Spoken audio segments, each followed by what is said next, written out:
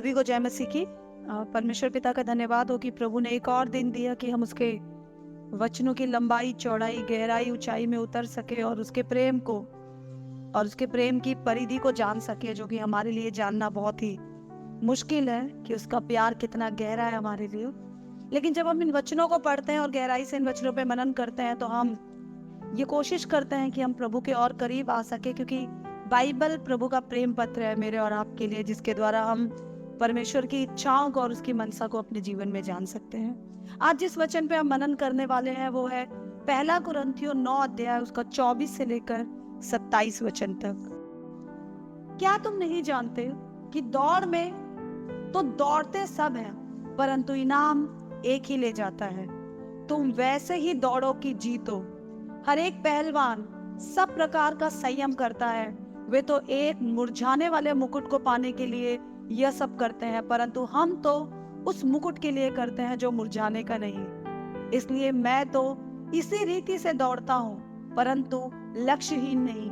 मैं भी इसी रीति से मुक्कों से लड़ता हूँ, परंतु उनके समान नहीं जो हवा पीटता हुआ लड़ता है, परंतु मैं अपनी देह को मारता, कूटता और वश में लाता हूँ। ऐसा ना हो कि औरों को प्रचार करके मैं आप ही किसी रीति से निकम्मा ठहरूं। आइए हम प्रार्थना करें। महान सामर्थी जीवी दयालु परमेश्वर पिता, खुदावंद दिल से धन्यवाद देते हैं आपके प्रेम और आपकी दया के लिए। प्रभु, आपके प्रेम के बिना हम कुछ भी नहीं है। प्रभु, अपने आप को आपके अनुग्रह के सिंहासन तले लाते हैं। प्रभु, जाने अनजाने के गुनाहों की माफी मांगते हैं प्रभु, और प्रार्थना करते हैं प्रभु, जब आज आपके वचन से सुनने पर हम हैं प्रभु, तो परमेश्वर अगर हम लक्ष्यहीन हैं तो प्रभु हम अपने लक्ष्य को आज निर्धारित करने पाए प्रभु।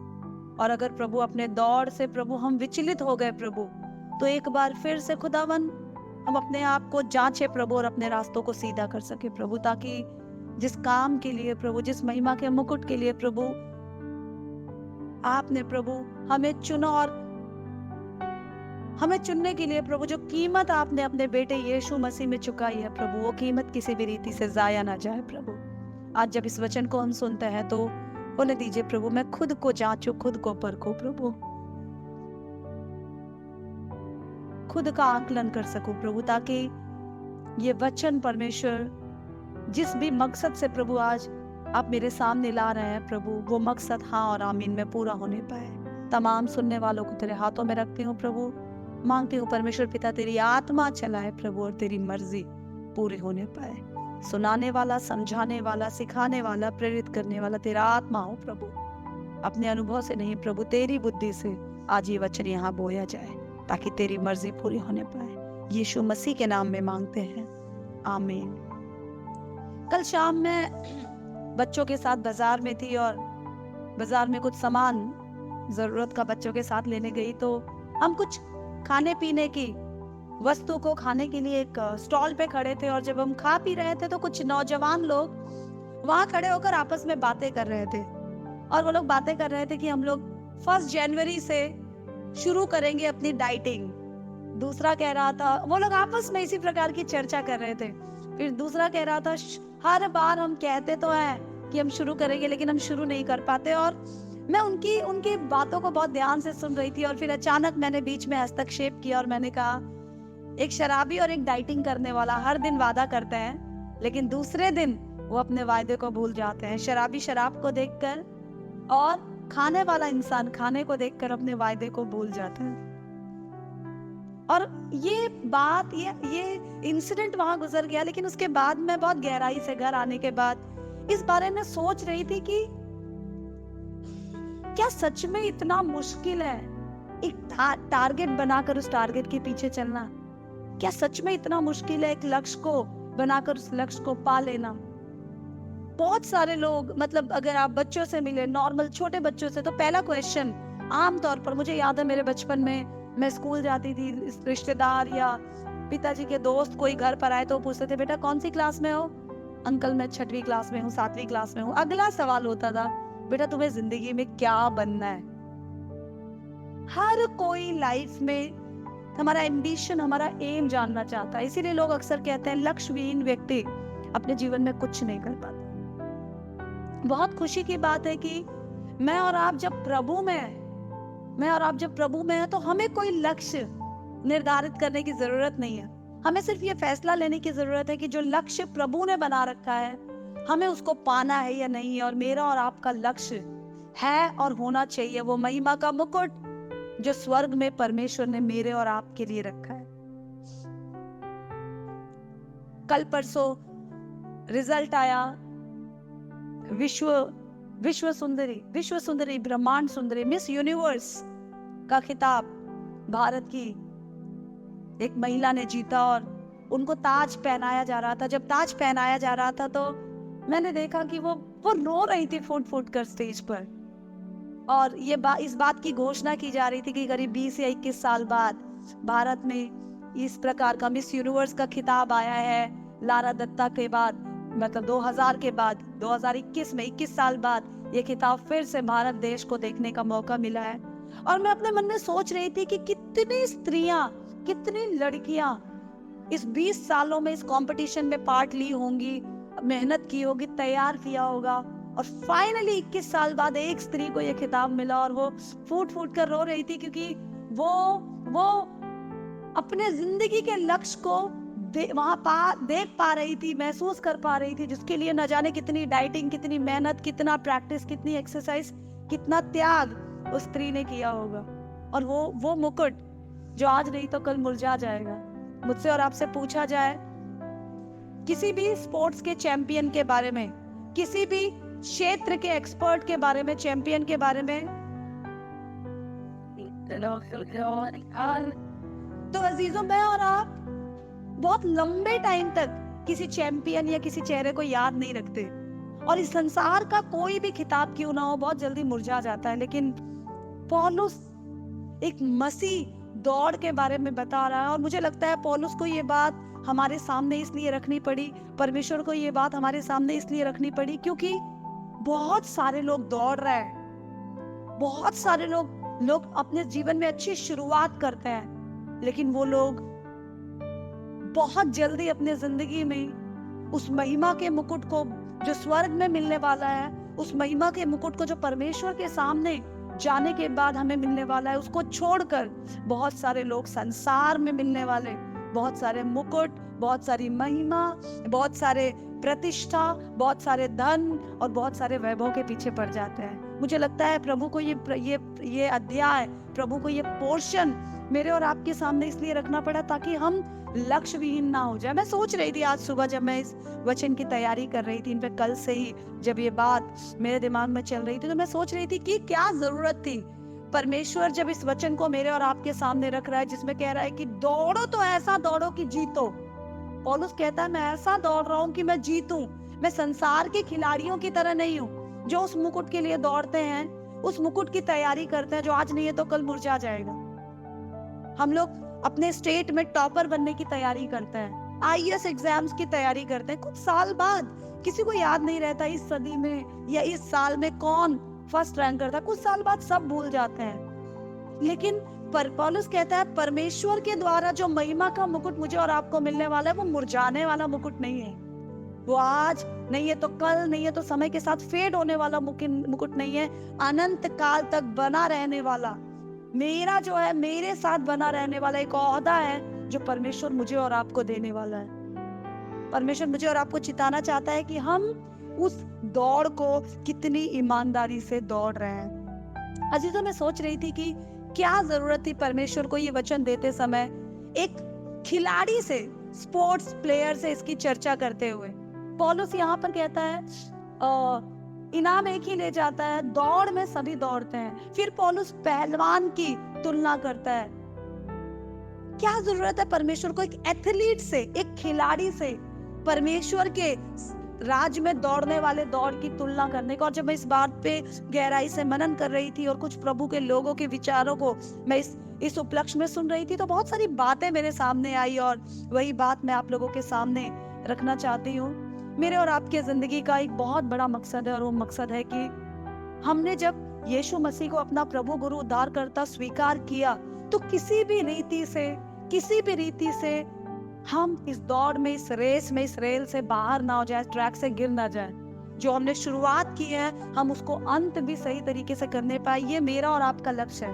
पर इसके लिए कुछ बातों का ख्याल रखना मुझे और आपको बहुत जरूरी है। यीशु मसीह ने कहा अंत के दिन बहुत लोग आएंगे और मेरे सामने वो हे प्रभु करके मुझसे बातें करेंगे, मुझसे पूछेंगे।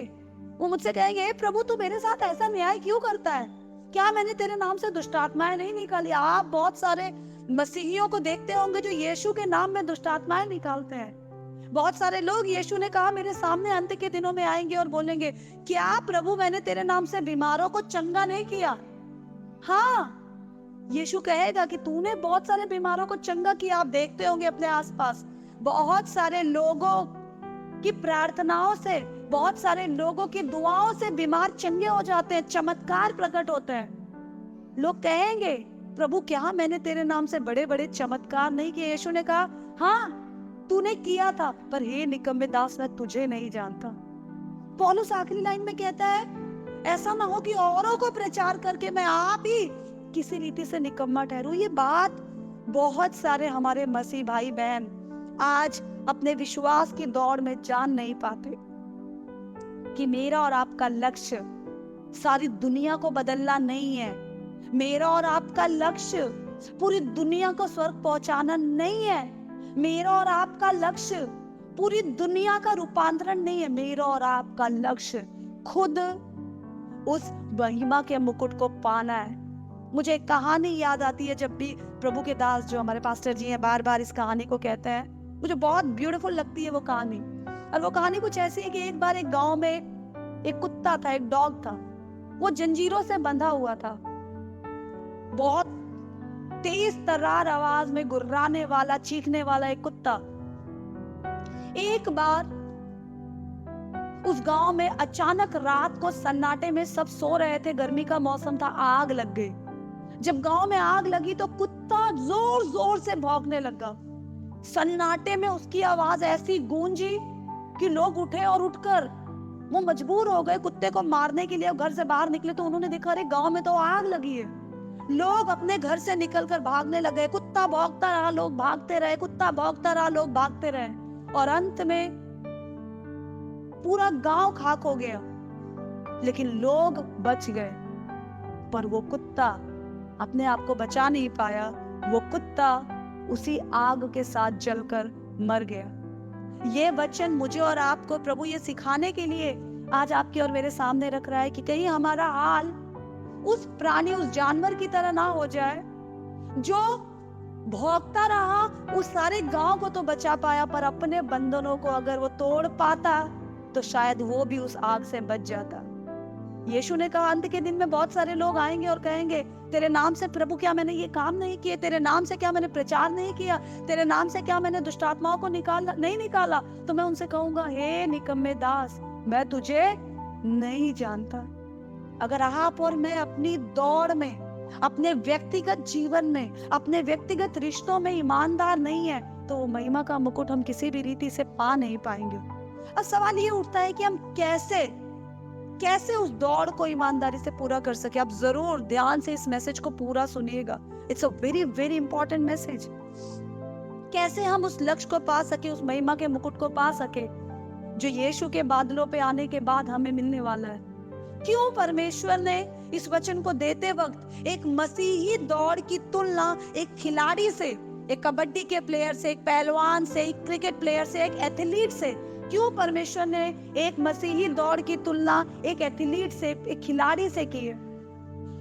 जब इस बात को गहराई से मैं मनन कर रही थी तो मैं इस बारे में सोच रही थी और कुछ बातें जो मेरे सामने निकल कर आई और कुछ बातें जो मैंने सीखी वो मैं आपके सामने रखना चाहूंगी। सबसे पहली बात, एक खिलाड़ी जब ये निर्णय लेता है, ध्यान से सुनिएगा, एक खिलाड़ी जब ये निर्णय लेता है कि मुझे ओलंपिक्स में जाना है या मुझे नेशनल या इंटरनेशनल गेम्स को खेलना है, तो वो खिलाड़ी सब कुछ भूलकर केवल उस गोल्ड मेडल पे अपनी नजर रखता है। आपने कभी किसी आईएएस या किसी जुडिशरी जज बनने वाले बच्चों के इंटरव्यू को देखा हो तो वो आपको बताएंगे, हम कहते हैं टिक्की बांध कर पढ़ाई करना। उनको हर समय फर्स्ट रैंक पे उनकी नजर होती है और वो रैंक सोचकर, उस प्रतिष्ठा को सोचकर वो पढ़ रहे होते। एक खिलाड़ी की नजर हर समय उस जीत के खिताब पर होती है।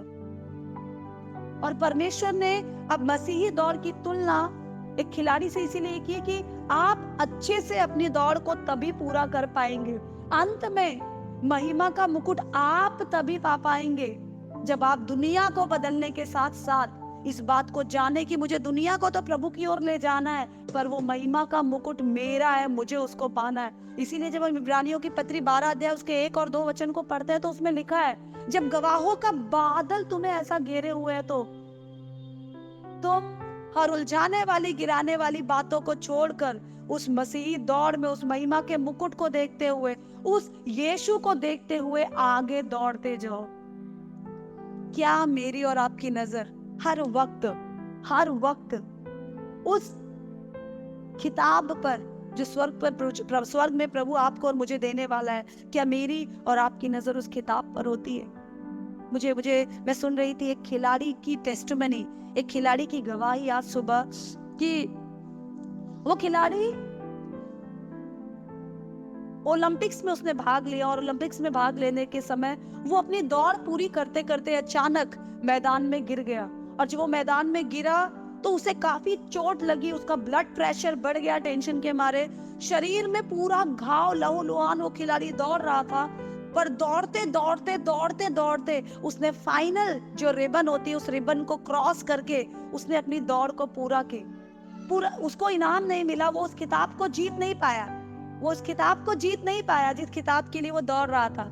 लेकिन जब उसने अपनी रेस पूरी की तो पूरा स्टेडियम खड़ा होके उस खिलाड़ी के लिए तालियां बजा रहा था। जब पूरा स्टेडियम खड़ा होके उसके लिए तालियां बजा रहा था तो उससे कुछ रिपोर्टर्स ने आके एक बात पूछी।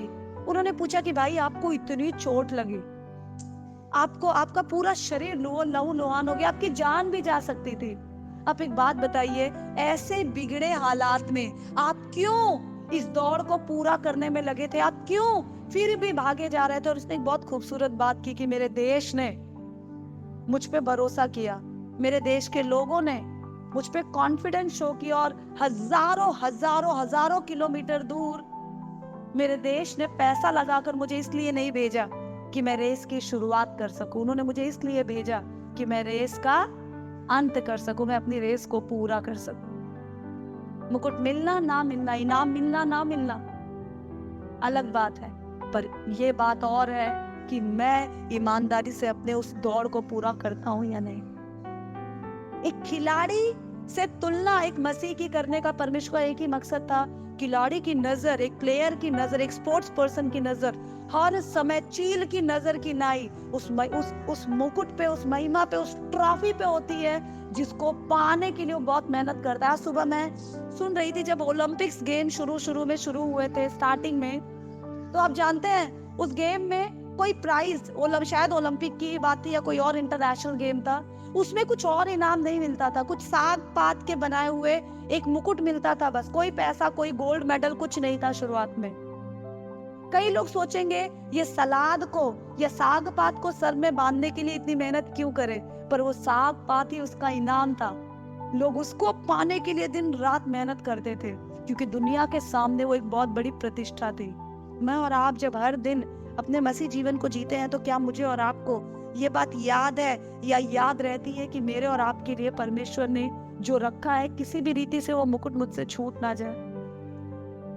आज ये बात प्रभु आपके और मेरे सामने इसलिए रखना चाहता है ताकि मैं और आप जाने कि किसके लिए भाग रहे हैं। बहुत सारे मसीह लोग हैं प्रभु के द्वारा आई हुई आशीषों में इतने मशगूल हो जाते हैं कि वो प्रभु को भूल जाते हैं। प्रभु के द्वारा मिली हुई प्रतिष्ठा को वो इतना पकड़ लेते हैं कि वो प्रभु को भूल जाते हैं। प्रभु के द्वारा दिए गए मान सम्मान को वो इतना पकड़ लेते हैं कि वो प्रभु को भूल जाते हैं और बहुत जल्दी वो सोचने लगते हैं ये सब कुछ तो मेरा है, ये सब कुछ तो मेरे द्वारा है। और उन्हें पता नहीं चलता, वो अनजाने में अपनी नजर उस महिमा के मुकुट से हटाकर उस दौड़ से बाहर हो जाते हैं। प्रचार करते हैं, लोगों की जिंदगियां तो बदलती हैं, प्रार्थना करते हैं, लोग तो चंगे होते हैं, हाथों को उठाते हैं, यीशु के नाम में चमत्कार तो होते हैं, पर खुद को वो उस दौड़ से बहुत दूर कर लेते हैं। और मुझे लगता है बहुत ही अभागे और बहुत ही अनफॉर्चुनेट है वो लोग जो लोग इतनी अच्छी शुरुआत करने के बाद अंत में पहुंचने से कुछ ही समय पहले अपने आप को डाइवर्ट कर लेते हैं। तो एक खिलाड़ी से तुलना करने का प्रभु का एक पहला मकसद था। एक खिलाड़ी की नजर हर समय ट्रॉफी पे रहती है। क्या मेरी और आपकी नजर उस महिमा के मुकुट पे हर समय? हम फटाफट, हम बहुत जल्दी लक्ष्यविहीन हो जाते हैं। बहुत जल्दी हमारे लिए प्रभु से बढ़कर हमारा ओहदा, प्रभु से बढ़कर हमारे रिश्ते, प्रभु से बढ़कर संसार में मिलने वाली प्रतिष्ठा हमारे लिए बन जाती है। और इस झूठी प्रतिष्ठा, इस मुरझाने वाले मान सम्मान और इस बदल जाने वाले लोगों के व्यूज और लोगों के ओपिनियन, लोगों के राय के पीछे हम कई बार परमेश्वर से मिलने वाले, उस परमेश्वर के पास से आने वाले उस बहुत बड़े इनाम को हल्के में ले लेते हैं और उसके बारे में सोचना भी भूल जाते हैं। दूसरी एक बहुत बड़ी काबिलियत एक खिलाड़ी में होती है, और वो काबिलियत ये होती है कि एक खिलाड़ी जब इस बात का निर्णय लेता है कि मुझे उस स्पोर्ट्स में गोल्ड मेडल लेना है, तो वो खिलाड़ी अपने शरीर के नहीं, अपने दिमाग के अनुसार चलना शुरू करता है। जहां ना कहना चाहिए वहां ना कहना शुरू करता है, जहां हाँ कहना चाहिए वहां हाँ कहना शुरू करता है। पहली बात, लक्ष्य पे अपनी नजर रखता है। दूसरी बात, जहां जिस चीजों को ना कहना है सही समय पर वो ना कहता है। एक खिलाड़ी के बारे में मैं आज सुन रही थी प्रभु के एक दास से। वो कहता है, जो काम मैं कर रहा हूँ इस गेम में आगे बढ़ने के लिए, मैं इन कामों से बहुत नफरत करता हूँ, लेकिन फिर भी मुझे करना पड़ रहा है क्योंकि मैं उस ट्रॉफी से बहुत प्यार करता हूँ। उनसे पूछा गया, कौन से कामों से आप नफरत करते हैं? मैं अपना फेवरेट खाना खा नहीं पाता, मैं अपने मर्जी के अनुसार सो नहीं पाता, मैं अपनी इच्छा के अनुसार अपने रिश्तेदारों में घूम नहीं पाता, मुझे एक लंबा समय अपने शरीर को फुर्त रखने के लिए देना पड़ता है, मुझे अपनी डाइट में उबली हुई और प्रोटीन वाली चीजों को खाना पड़ता है, बहुत बार बहुत सारा एंटरटेनमेंट, बहुत सारी पार्टीज को मुझे छोड़ना पड़ता है, क्योंकि रियाज के लिए मुझे एक लंबा समय देना पड़ता है। फिर कई लोग उन्हें बोलते हैं, कई लोग ऐसे खिलाड़ियों को, ऐसे लोगों को बोलेंगे कि क्या फर्क पड़ता है थोड़ा सा खा लेने से, क्या फर्क पड़ता है थोड़ा सा डाइवर्ट हो जाने से। ऐसे खिलाड़ी जो गोल्ड मेडल ले आते हैं, आप उनकी जुबानी सुनिए, वो आपसे एक ही बात कहेंगे, ये थोड़ा सा खा लेना मुझसे मेरे गोल्ड मेडल को छीन सकता। इसीलिए बहुत अच्छा है कि मैं अपने शरीर की इच्छाओं को ना कहूं, ताकि जो मेरे मन का टारगेट है ना उसको पूरा कर सकूं। प्रभु का खिलाड़ियों से तुलना करने का एक बहुत बड़ा कारण ये था कि हम मसीह लोग इस बात को जाने कि हम अपनी दौड़ को तभी पूरा कर सकते हैं जब हम जिन चीजों को ना कहना है उन चीजों को ना कहना सीख जाए। जब हम पतरस की पत्री पढ़ रहे थे, तो पतरस की पत्री पढ़ते टाइम पतरस के 2 अध्याय के स्टार्टिंग के पोर्शन पे हम इस बात को डिस्कस कर रहे थे कि हमारे लिए बहुत जरूरी है कि हम अपनी बुद्धि की कमर को कस ले, और बुद्धि की कमर को कस के हर पिछली बातें, हर गिराने वाली बातें जो हमें डिस्करेज कर सकती है, डिमोरलाइज कर सकती है, प्रभु से दूर ले जा सकती है, उन बातों को अपने दिल में, अपने मन में किसी तरह का घर, किसी तरह का कमरा ना दे। हमारे लिए बहुत जरूरी है हम सही समय पर सही चीजों को ना कहना सीखें। आपको पता है, जब आप मसीह दौड़ में दौड़ते हैं तो बहुत सारी चीजों के लिए संसार आपको कहता है इसमें क्या बुराई है। मैंने पिछले दिनों एक सेशन में आपसे डिस्कस किया था, बहुत सारी चीजें सामने से देखने में बुरी नहीं लगती, लेकिन वो चीजें बुरी इसलिए हैं क्योंकि वो हमें सर्वोत्तम चीजों में बढ़ने से रोकती है।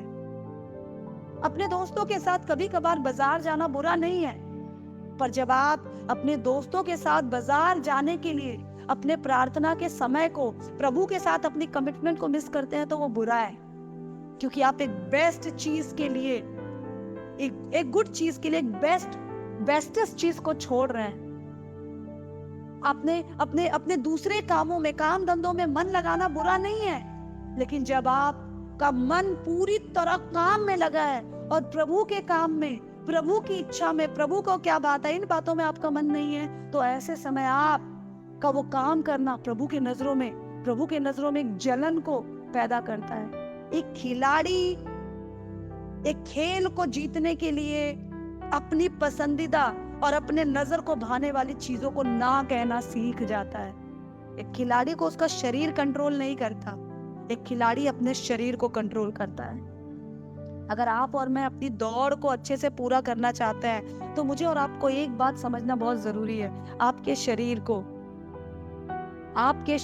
को प्रभु का आत्मा कंट्रोल कर रहा है, या आपके शरीर की इच्छाएं आपके जीवन को कंट्रोल कर रही हैं।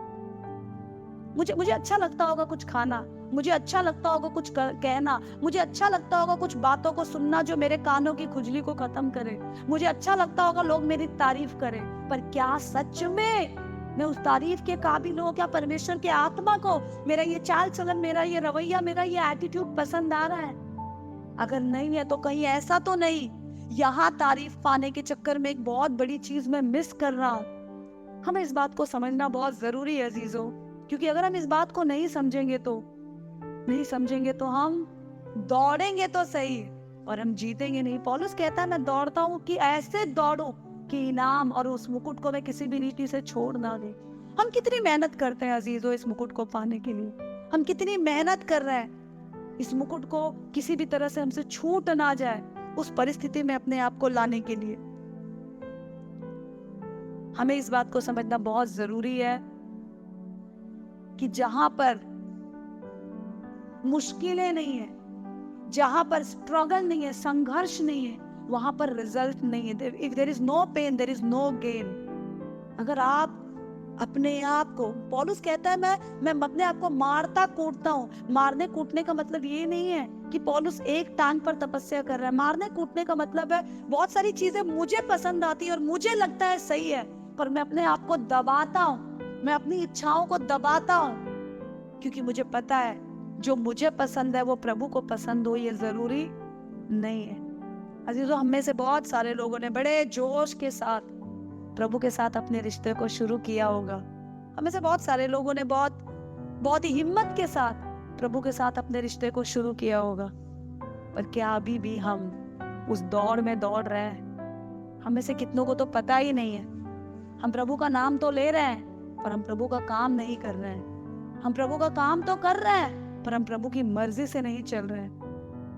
हमको पता ही नहीं है कि कब यीशु को अपना लक्ष्य रखते रखते हम खुद को अपना लक्ष्य बना बैठे हैं। अपनी इच्छाओं को पूरी करना, अपने आप को संतुष्ट करना, अपने आप की प्रतिष्ठा को बढ़ाना, अपने आप को सही साबित करना, अपने आप को लोगों की नजरों में भला और बड़ा देखना।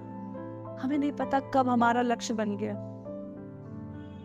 बहुत आसान है उस महिमा के मुकुट को पाना, यदि मैं और आप मसीह में होकर चले, उसकी आत्मा के चलाने चले और इस बात को जाने कि जो हम सोचते हैं क्या वो मसीह की इच्छा के अनुसार है। मेरे लिए मुझे लगता है इन सारी चीजों को अगर मुझे कंक्लूड करना हो, एक शब्द में कहना है तो मैं कहूंगी, आप जानना चाहते हैं कि कैसे आप अपने लक्ष्य को पा सकते हैं, आप जानना चाहते हैं कैसे आपसे महिमा का मुकुट ना छूटे, इफिसियों की पत्री 5 अध्याय उसके 10 वचन को हमेशा याद रखें।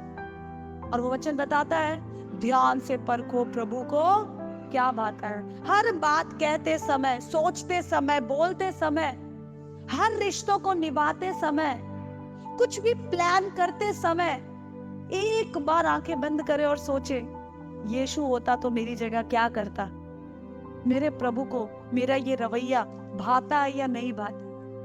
कहीं ऐसा तो नहीं जो मैं कर रहा हूं उससे लोग तो खुश हो जाएंगे पर मेरा प्रभु नाराज हो जाएगा? कहीं ऐसा तो नहीं प्रभु के नाम से मैं बड़े बड़े कामों को तो कर रहा हूं पर अंत में यीशु को ये कहना पड़े न्याय के दिन, मैं तो महिमा का मुकुट सोच रहा हूं पर प्रभु मुझसे ये कहने पाए कि तू बहुत लोगों को मेरे बारे में बता तो पाया पर मेरा बेटा तू खुद अपनी दौड़ ठीक से पूरा नहीं कर पाया। मैंने कुछ दिन पहले आपसे कहा था, it is not important to start well, it is very important to end well.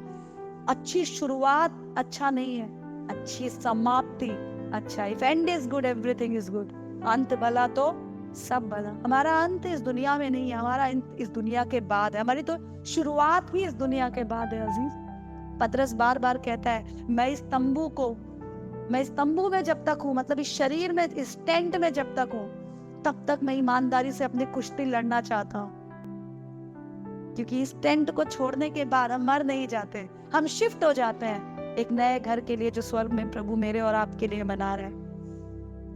कलीसिया, मैं आपको उत्साहित करना चाहती हूँ, दौड़े तो ऐसा दौड़े, दौड़े तो ऐसा दौड़े कि कभी किसी ने ऐसी दौड़ ना देखी हो। बोले तो ऐसा बोले जैसे स्वर्गदूतों की बोली बोली जाती हो। कल हम दानियल के बारे में चर्चा कर रहे हैं। हीरा बन जाए कि किसी परिस्थिति का आप पे कोई प्रभाव ना हो। प्रभु से प्यार करना और प्रभु के प्रेम को प्रकट करने के अलावा कोई दूसरा लक्ष्य, कोई दूसरा चरित्र मेरे और आपके अंदर ना हो। मैं और आप इस बात को कॉन्फिडेंस से नहीं बोल सकते कि मुझे और आपको महिमा का मुकुट मिलेगा या नहीं, पर मैं और आप एक बात अच्छे से जानते हैं कि मेरा और आपका परमेश्वर अन्यायी नहीं। हम दूसरों को कुछ भी बताएं, कुछ भी जताएं, कुछ भी दिखाएं, पर अजीजों मैं और आप जानते हैं कि हमारे प्रभु से कुछ भी छिपा नहीं। हमारे प्रभु को हम उसकी आंखें बंद नहीं कर सकते, हम उसे मूर्ख नहीं बना सकते। इसलिए मैं आपको उत्साहित करना चाहती हूँ, अपनी नजर उस महिमा के मुकुट पर रखें। आप बड़े बड़े कामों को ना देखें जो प्रभु आपके जरिए करवा रहा है। आप अपने उन छोटे छोटे पदों को, छोटे छोटे स्टेप्स को, छोटे छोटे कामों को देखें जो जाने में अनजाने में आप प्रभु के विरोध में कर रहे हैं। कहीं ऐसा तो नहीं हमने शुरुआत की पर हम अपनी दौड़ को पूरा नहीं कर पाए। पौलुस कहता है कि मैं ऐसा नहीं चाहता कि अंत में औरों को प्रचार तो मैं करूं पर खुद निकम्मा ठहरूं। ये वचन एक बहुत बड़ा आई ओपनिंग, हिला देने वाला, दहला देने वाला वचन है कि ऐसा ना हो कि मैं बड़े बड़े काम प्रभु के नाम से तो कर रहा हूं पर अंत में प्रभु मुझे कहे, ए निकम्मे दास, मैं तुझे नहीं जानता। मैं और आप जब सुबह उठते हैं, मैं और आप जब रात को सोते हैं, तो एक सोच मेरे और आपके अंदर होना बहुत जरूरी है। प्रभु मेरे बारे में क्या सोचता है? प्रभु को मेरा ये आचरण कैसा लग रहा है? क्या मेरी ये सोच जो मेरे जहन में चल रही है मेरे प्रभु को पसंद आ रही है? हम दूसरों को कुछ भी कहें पर यीशु हमारी सोच को भी सुनने वाला प्रभु है। संसार में मुरझाने वाले मुकुट, आज नहीं तो कल खत्म हो जाने वाले रिश्ते, आज नहीं है तो कल लोगों की बदलने वाली राय के लिए ना जिए। अजीजों, जीना है तो ऐसे जिए जैसे जिंदगी का आखिरी पल हम जी रहे हैं। हर पल ये बात सोचे कि यीशु मेरी जगह होता तो क्या करता, यीशु मेरी जगह होता तो क्या सोचता, मैं जो सोच रहा हूँ इसके पीछे मेरे प्रभु की क्या राय है। अजीजों, प्रभु यही चाहता है कि मैं और आप किसी भी रीति से अपने प्रतिफल को ना खोए। प्रभु यही चाहता है कि मैं और आप किसी भी रीति से निकम्मे ना ठहरे। प्रभु यही चाहता है कि हम सब उसके सामने न्याय के दिन जब खड़े हो तो वो हमें अपने दाहिने हाथों में पाए। इसीलिए परमेश्वर का वचन कहता है, परमेश्वर ने जगत से प्रेम किया, परमेश्वर ने सारी दुनिया के एक एक जन से प्रेम किया और अपने बेटे को दे दिया। अब जगत के ऊपर, मेरे और आपके ऊपर निर्भर है उस प्रेम को हम अपने अंदर कंटेन कर पाते हैं या नहीं, उसको समझ पाते हैं या नहीं, और उस प्रेम के चलाए हम चल पाते हैं या नहीं। लोग हमारे लिए क्या सोचते हैं मायने नहीं रखता, प्रभु क्या सोचता है ये मायने रखता है। क्या सच में आप और मैं उस दौड़ में अभी भी लगे हुए हैं, या हम संसार की दौड़ में, संसार की भेड़ चाल में खुद के नाम के आगे मसीही लिख देना? या मैं फिर से कहती हूँ, 4 लोग आपकी तारीफ करते हैं, 1000 लोग आपकी प्रशंसा करते हैं, 1000 लोग आपके प्रचार की प्रशंसा करते हैं। मैं हर दिन जब मुझे लोग, प्रभु के दास लोग फीडबैक देते हैं तो मुझे डर लगता है, प्रभु कहीं ऐसा ना हो इन लोगों के इस फीडबैक और इन लोगों के जिंदगी के और इन लोगों के इस प्रशंसा की आड़ में प्रभु कहीं मैं अपने लक्ष्य से विहीन ना हो जाऊं। डर लगता है। ये डर मुझे और आपको होना बहुत जरूरी है। मसीह से मैं का सफर बहुत छोटा है, बहुत झट से इंसान मसीही दौड़ से मैं की दौड़ पे आ जाता है। हमारी दौड़ उस महिमा के मुकुट के लिए है और वो उन्हीं लोगों को मिलेगी जो अच्छी शुरुआत नहीं, अच्छा अंत करते हैं, जिनकी नजर केवल उस ट्रॉफी पर हो, जो बुराई को और प्रभु के विरोध के सोच विचारों को ना कहना सीखे, वो जो प्रभु के लिए दर्द उठाना, पेन उठाना, स्ट्रगल उठाना सीखे। इस दर्द का अपना अलग मजा है। ये दर्द बीमारी का दर्द नहीं है, पाप को ना कहने का दर्द है। ये दर्द बहुत सारे कर्ज का दर्द नहीं है। ये दर्द लोग जब मसीह के नाम में हमें सताएंगे उस सताव का दर्द है। महिमा के उस मुकुट को पाने वाली रेस छोटी रेस नहीं है। पौलुस को जब उसके मसीही यात्रा में, उसके प्रचार यात्रा में मारा गया, कूटा गया, शहर के बाहर फेंक दिया गया, लोगों ने ये समझा ये मर गया। लेकिन जैसे ही पौलुस ने देखा भीड़ वहां से हट गई, पौलुस उठा, अपने शरीर को झाड़ा, गया और दूसरे दिन वचन बताता है वो अपनी यात्रा में आगे बढ़ गया। क्यों ना प्रभु पौलुस को उस महिमा का मुकुट दे। अब्राहम को भरा पूरा साम्राज्य प्रभु ने छोड़ने के लिए कहा, अब्राहम ने छोड़ दिया। क्यों ना प्रभु अब्राहम को वो ओहदा दे। मूसा को जब पता चला वो कौन है, क्या है, तो फेरो के घर में राजपाट भोगने से अच्छा उसको लगा अपने भाइयों के साथ तकलीफों को झेलना। क्यों ना मूसा को परमेश्वर वो महिमा का मुकुट दे। एक बार एक खिलाड़ी खेल के मैदान में दौड़ते वक्त अपनी पत्नी से कह रहा था, दौड़ की तैयारी के वक्त अपनी पत्नी से कह रहा है, मैं तो तभी दौड़ूंगा जब अगर मैं जीतूंगा। पत्नी ने कहा, आप जीतेंगे तभी जब आप दौड़ेंगे। क्या आप और मैं दौड़ रहे हैं? क्या आप मैं जानते हैं कि हमें क्या करना है? क्या आप मैं जानते भी हैं कि परमेश्वर की आत्मा की ताकत क्या है? क्या आपको और मुझे इस बात का एहसास है कि उसकी आंखें टकटकी लगाए हमारे हर एक कदमों को देखती है, उसके कान हमारे एक एक शब्दों को सुनते हैं। हम क्या सुना रहे हैं, क्या दिखा रहे हैं, हम कौन सी ओर जा रहे हैं। अजीजों, प्रभु की इच्छा है कि मैं और आप कोई भी उस मुकुट से छूट ना जाए। ऐसा ना हो हम दुनिया की भलाई तो करने के लिए भाग रहे हैं, पर खुद हम अपने ट्रैक से, अपने रेल से डिरेल हो जाए। इसलिए आज जब इस वचन को हम सुनते हैं तो हम अपनी आंखों को बंद करें, अपने दिलों को खोलें और प्रभु से कहें कि प्रभु तू मुझे बुद्धि दे, समझ दे प्रभु, ताकि परमेश्वर मैं अपने उस लक्ष्य को देखता रहूं। परमेश्वर मैं किसी भी रीति से प्रभु, किसी भी लालच में पड़कर, किसी भी प्रतिष्ठा में पड़कर, किसी भी दबाव में पड़कर, किसी भी अपने मन की अभिलाषाओं में पड़कर प्रभु उस महिमा के मुकुट से प्रभु वंचित ना रह जाऊं। महान सामर्थी जीवित दयालु परमेश्वर पिता, खुदा दिल से धन्यवाद देते हैं इस दिन, इस समय के लिए। अपने आप को आपके अनुग्रह के सिंहासन तले लाते हैं। जाने अनजाने के गुनाहों के लिए माफी मांगते हुए प्रभु राजा प्रार्थना करते हैं प्रभु कि तू मुझे मेरी दौड़ में दौड़ना सिखा प्रभु। मेरी कमजोरियों को तू जानता है प्रभु, लोग जाने ना जाने प्रभु, मेरे अंदर और बाहर को तू जानता है प्रभु। मुझे ऐसा मन दे कि हर पल मैं परखूं, जांचूं कि तुझे क्या भाता है प्रभु, और तेरी मर्जी, तेरी इच्छा प्रभु मेरे जिंदगी का मकसद बन जाए प्रभु। मुझे चलाने वाला मेरा शरीर नहीं प्रभु, मेरी इच्छाएं नहीं, बल्कि तेरा आत्मा हो प्रभु। मैं इस संसार के हर दुख को उठाने के लिए प्रभु जोश से भरा रहूं, क्योंकि मुझे पता है वहां किसी भी प्रकार से प्रभु कोई अन्याय नहीं होगा, मेरा प्रतिफल और कोई ले नहीं जा सकता। मांगते हैं परमेश्वर तेरी उपस्थिति में बने रहे प्रभु, और प्रभु अपनी दौड़ को हम तमाम सुनने वाले ईमानदारी से पूरा कर सके और उस महिमा के मुकुट को पा सके। यीशु मसीह के नाम में मांगते हैं, आमीन।